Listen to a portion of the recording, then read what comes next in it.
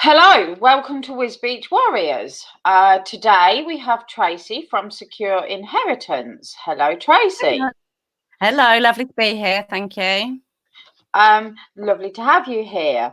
So Tracey's going to talk about, although it's not a particularly nice subject, it is something that does need to be covered. So Tracey's going to talk about making wills and lasting power of attorneys, and actually the reason why it's so important for people to kind of bite the bullet and actually research this. So go for it, Tracey. What can you tell us? Wonderful. Thank you. Okay. Well, making a will and talking about it and also doing your lasting power of attorney, as Sharon said, it's sometimes not the nicest thing to talk about, but actually it's really scary to think that actually 54% of the population approximately do not have a will, and actually even some of those that do make a will, they're invalid because they're not getting them signed properly, or significant changes in their life have happened as well, which also invalidates them. So So what I thought it happens then? What happens then if people die and they haven't got a will, or it's invalid? if people die and they haven't got a will or they have an invalid will, then essentially they die intestate. So essentially it's that they don't have a will, which means they don't now have the control over who gets all they've worked hard for, and actually essentially the government makes the decisions for them. So So that's it very takes distressing control. for the family. It's awful for the family, and that's one of the main reasons to actually make that will. It keeps you in control. You decide who gets what. You decide also who administers that for you, who actually is the executor of your estate as well. And these are just some of the decisions and that you can make within your will. One of the other things that it's really important that you can put in your will is your funeral wishes. So again, another subject that is very hard for families to talk about. So you can say if you want to be buried or if you want to be cremated, and it saves that stress for your family later on because it's there in black and white and your family can follow your wishes that you make. So in actual fact, even though it's a horrible topic and not a nice subject to kind of begin to think about, actually you're doing the best that you possibly can for your family to make that time easier. Absolutely. Without a doubt, you are doing the absolute best for your family and close friends and everything. Making a will reduces those family disputes that can happen. So you're saying your wishes, and it's reducing stress, it's reducing time, and also often reducing cost for your family as well by putting that in place. So like you say, it's a hard conversation, but it's a worthwhile one to get your will put in place. I know, obviously, doing property sales, we have a lot of properties that come to us where someone's died, and there clearly wasn't a will, and it can take months, if not years, to get resolved. It truly can. It really can, and it's like I say, not always. Then the people who you would want to leave things to, it doesn't always work out to leave to them. The other Mm. really key thing is if you have children under the age of 18, the will is the only legal document where you can state who you would pick to be the guardian of those children. If anything happened to mum and dad or guardians of those, then you nominate who that would be. If you haven't got a will and you haven't nominated, then it would be the courts that would pick who looks after them, and it may So not be that person you would pick. is that the case even within, because obviously there's lots of, joined up families now. Yeah. So even if a child had lived with, say, the stepdad for a long time, but if it's not in the will and the mum passed away, there's no guarantee that the child would still stay with the stepdad as such. Every every case is looked by the court on a case by case basis. But So it does go to it's court. certainly not a guarantee. Certainly, it would be the courts that would decide who would look after the children if, in the event, for example, both the mum and dad died, be it a car crash or something like that. If mum and dad were both dead, then basically the will would say who would be those guardians, but if it wasn't in place, then the court would make the decision. We would all like to think that it would be, for example, as you say, a step parent who they've lived with, but it's certainly no guarantee at all. Okay. So what's a lasting power of attorney then? Okay, so a lasting power of attorney, I like to almost describe it like an insurance for yourself. So if you lose the power to make certain decisions, then basically your lasting power of attorney puts into place someone you would trust to take those decisions in the event that you couldn't do so. So, for example, if you ended up in a coma or had a bad accident where you no longer had that capacity to make those decisions, then the person you've nominated can make those decisions for them. There are two main power of attorneys, one being the health and welfare, and then the financial one as well. So, for example, if someone's in hospital, if you have the health and welfare LPA, then you can be involved in the decisions of a care. But actually, if you haven't, then the hospital staff don't particularly have to take your views and opinions into account as much. So it's a really, really powerful document. So are there lots of people that have been caught out with that over the years then? And what can happen? There's vast amounts, of a personal experience.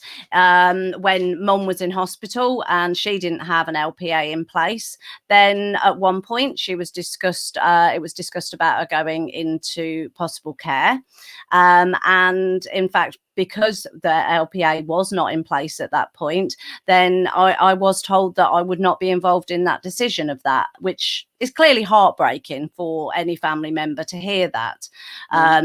Now, obviously, an LPA is in place, and she's healthy and well, so that's fabulous. But unfortunately, that isn't always the case for everybody.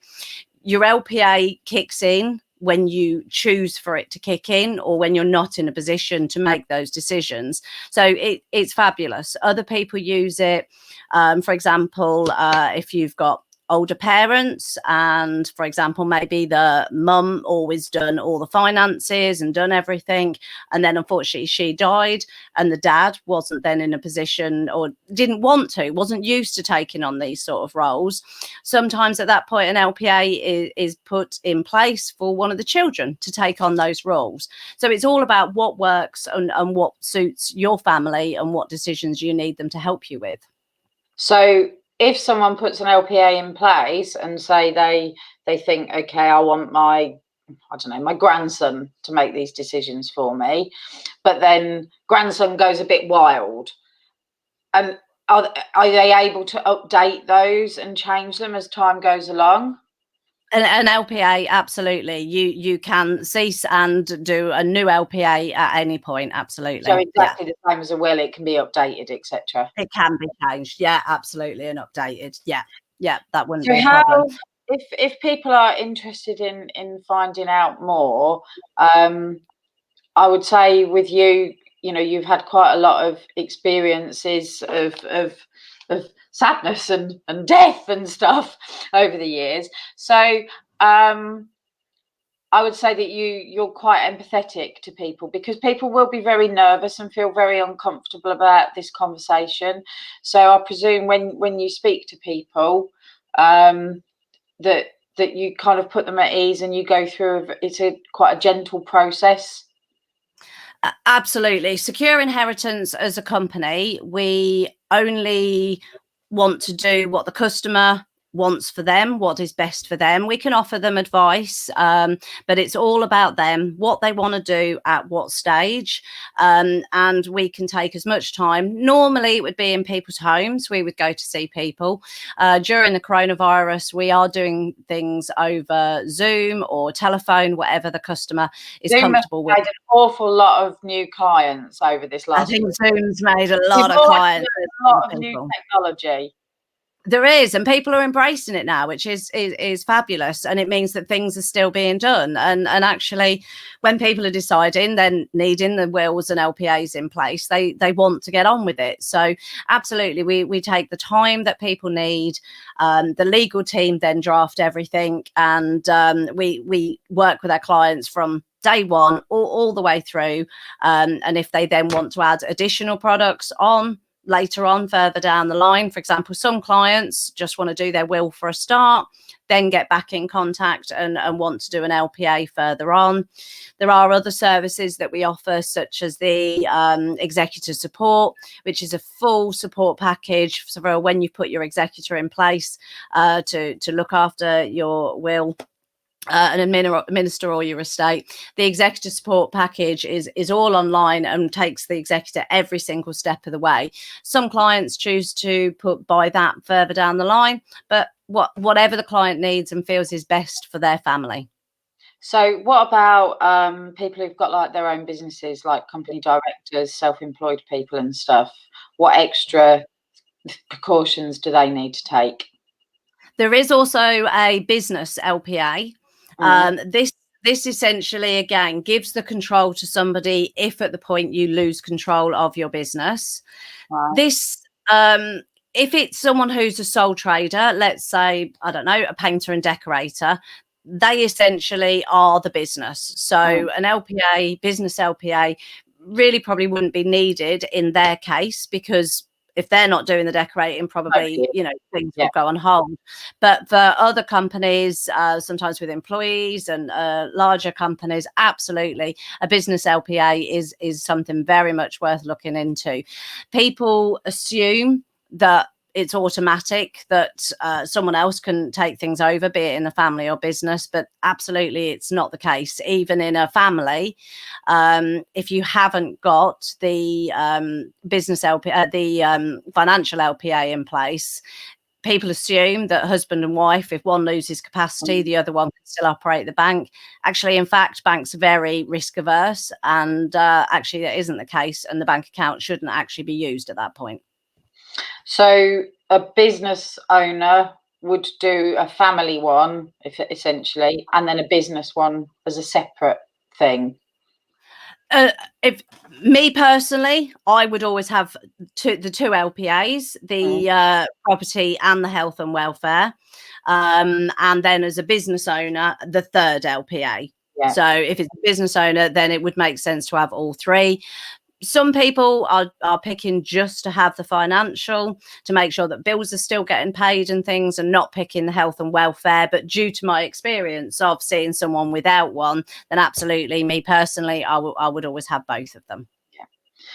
So whilst it's a kind of a bit of a scary subject, it is actually really, really important. And people need to sort of bite the bullet, don't they? And kind of just look at how they can make sure that their family and loved ones that are left behind are in a strong position to not have the additional stress at the worst possible time. Absolutely, without a doubt. And there are some misconceptions that it's really expensive to do. It absolutely isn't. We work with people and start with a basic will from only £89. So it is accessible for almost anyone to do. Absolutely. We also offer packages for people. I mean, the economy value pack for a single person is £295, and we even offer a payment schedule for people to do that, so they can sort of spread that out to really help them as well, because we really value how important it is for people to have these things in place. So we put these tools to make it as easy as absolutely possible. Yeah. So absolutely. Even though at the moment you're not able to go out into people's homes, if people do want to talk to you, they don't need to be nervous. They can just absolutely have a confidential chat with you, and then you can do, over the telephone, and then you can do things online and help progress, to give them peace of mind, isn't it?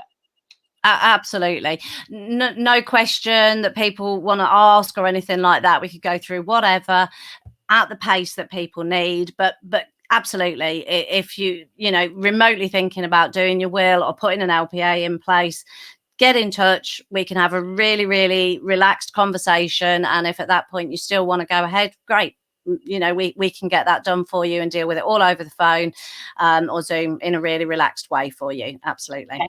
So do you have an email address that people can email you on as well, and your telephone number, if you want to pop absolutely. that out? Yeah, fabulous. The email address is tracy.carter@secureinheritance.co.uk. And the mobile number is 07719 189 528. Excellent.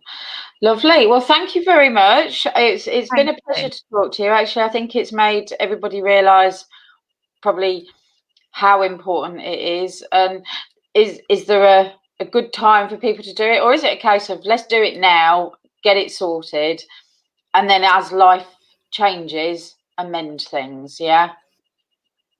Absolutely. When significant changes in your life occur, be it, you know, have a baby or get married, buy a house, any of those changes, absolutely make sure you're updating your will. But the time is now to get one done. Anyone over literally the age 18, get a will done. It really is crucial. And please remember also things such as getting married, that null and voids your previous will. Yeah. So that, you know, significant times really are the time to get that updated as well, without a doubt. Excellent. Well, thank you, Tracy. Difficult subject, but actually Thank you. really, really important. And actually, this would make a big difference to people's lives. And I think there's a lot for people to actually research, isn't there? And kind of it opens your eyes to what actually goes on in the world. Yeah, absolutely. There's some misconceptions out there and things like that, and we're here to kind of make it simple and easy for people, to ensure they've got all that they need, without a doubt. Thank Brilliant. you. Thank you very much for Thank you joining for your us. Have time. a lovely evening, and You too. keep smiling. Keep safe as well. Absolutely, you too. Thank you. Bye. Bye.